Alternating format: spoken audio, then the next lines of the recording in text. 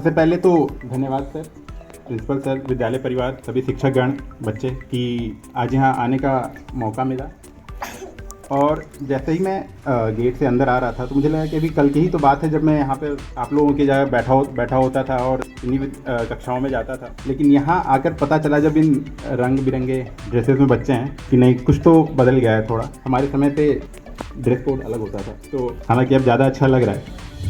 आज है 31 अक्टूबर, आज है दिन जयंती का सरदार वल्लभ भाई पटेल के। आज हम उनको याद करते हैं उनके योगदान के लिए जो उन्होंने इस देश के लिए किया। उन्होंने इस देश में 500 से 550 से ज़्यादा जो रियासतें थी उसको एकता के सूत्र में बांधने का जो काम किया, उसके लिए ही उन्हें हम लौह पुरुष कहते हैं। आज के युग में हमारे यहाँ आयरन मैन और बहुत सारे सुपर हीरोज़ हैं, लेकिन जो वास्तविक जीवन में सुपर हीरो का काम किया, उनके लिए एक बार मैं चाहता हूं कि सरदार पटेल के लिए आप सब लोग एक बार तालियां बजाएं और उनके योगदान को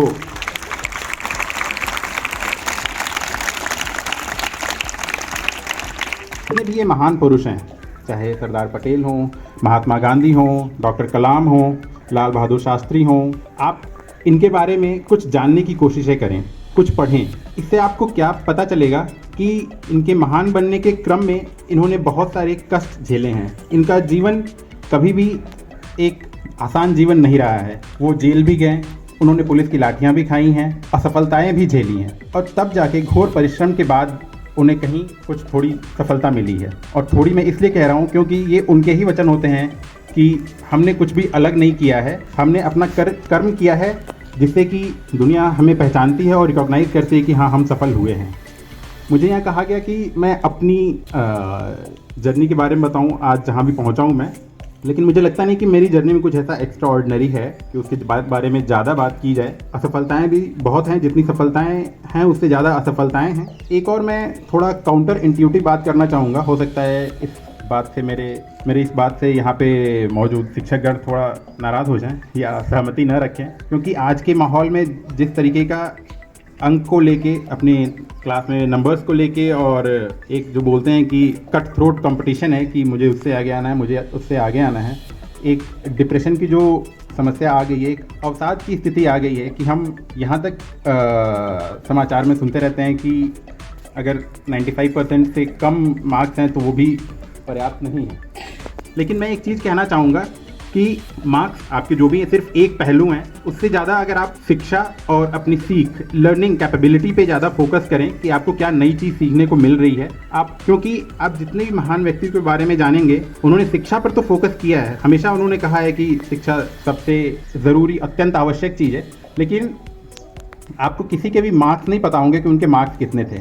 तो शिक्षा पे, अपने सीखने पे, अपनी लगन पे फोकस रखिए, मार्क्स खुद ब खुद आ जाएंगे। लेकिन मैं ये कहूँगा कि इस कट थ्रोट कॉम्पिटिशन से कि मेरे को सबसे ज़्यादा ही चाहिए, उससे थोड़ा सा अपने अंदर वो फेलियर वाला भाव, असफलता वाला भाव ना आने दीजिए। और जीवन में कुछ भी आसानी से नहीं मिलता है। अगर आसानी से मिल रहा है तो इसका मतलब आपका जीवन सही दिशा में नहीं जा रहा है। आपको परिश्रम करना ही पड़ेगा।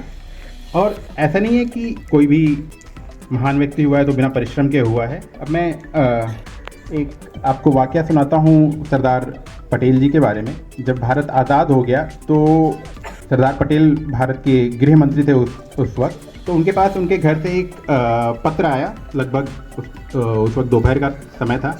तो उन्होंने उस पत्र को बिना खोले सीधे अपने पॉकेट में रख लिया, क्योंकि उस वक्त वो गृह मंत्री के तौर पर अपना योगदान दे रहे थे, उसमें ऑफिस में काम कर रहे थे।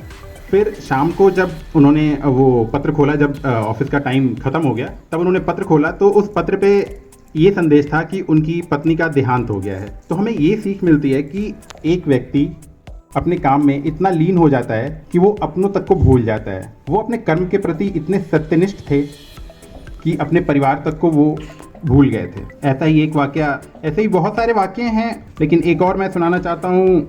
जो अभी हमारे पूर्व राष्ट्रपति थे डॉक्टर APJ अब्दुल कलाम, उनके बारे में ऐसा कहा जाता है कि उन्होंने कभी शादी नहीं की। किसी को पता है क्यों नहीं की उन्होंने शादी उन्होंने इसलिए नहीं की क्योंकि जिस दिन उनकी शादी थी वो एक प्रोजेक्ट पे काम कर रहे थे और वो भूल गए थे कि उस दिन उनकी शादी थी, और वो अपने घर गए ही नहीं शादी में। तो इस तरीके से अपने काम में लीन हो गए कि उन्हें यही नहीं पता कि घर पे उनके क्या हो रहा है। सब लोग इंतज़ार कर रहे हैं और वो अपनी लैब में फिज़िक्स लैब में रॉकेट बनाने की तैयारी कर रहे थे। और उनकी एक असफलता की भी कहानी है कि उनका बहुत मन था कि वो पायलट बने, एयरफोर्स पायलट। तो वो देहरादून में एक इंटरव्यू देने गए थे। उस समय 8 वैकेंसी थी और उनका 9वां स्थान आया था। तो वो एयरफोर्स पायलट नहीं बन पाए और वो बहुत ही ज़्यादा दुखी हो गए थे। लेकिन वक्त का पहिया देखिए ऐसे चलता है कि बाद में वो भारत के राष्ट्रपति बने। तो अगर उस वक्त वो एयरफोर्स पायलट बन जाते तो भारत को ऐसा मौका नहीं मिलता कि वो एक इतना अच्छा राष्ट्रपति यह देश देख पाए। तो असफलताएं कभी कभी ये भी दर्शाती हैं कि हो सकता है कोई बड़ी सफलता आपकी प्रतीक्षा में है। तो अगर छोटी सफलता आ रही है तो उससे निराश न होइए, बल्कि और दोगुने साहस से और लगन से आप अपने कर्म में लगे रहिए, सफलता ज़रूर मिलेगी। तो ऐसा ही कुछ मेरे साथ भी रहा है। मैंने कम से कम अगर इतने छोटे जीवन में अगर 6-7 परीक्षाओं का जिक्र करूं तो जिन 2-3 परीक्षाओं में सफल हुआ हूं उसके पीछे 7-8 असफलताएं भी रही हैं कि जब मैं इन एग्ज़ाम को पास नहीं कर पाया हूं। लेकिन बात यही है कि आप हौसला मत हारिए, हिम्मत रखिए और अपने कर्म में लगे रहिए। सफलता ज़रूर कभी ना कभी मिलेगी। और अपने स्किल पर काम कीजिए कि आपको क्या नई चीज़ सीखने को मिल रही है, क्या नया पढ़ने को मिल रहा है। सिर्फ इस बात पर नहीं कि क्या डिग्रियां मिल रही हैं और कितने अंक मिल रहे हैं। तो एक लाइन है कि कौन कहता है आसमां में सुराख हो नहीं सकता, कौन कहता है आसमां में सुराख हो नहीं सकता, एक पत्थर तो तबीयत से उछालो यारो। तो बात सिर्फ उस तबीयत की है कि इतना परिश्रम हो, इतना लगन हो कि सुराग तो आसमान में भी हो ही जाए। धन्यवाद।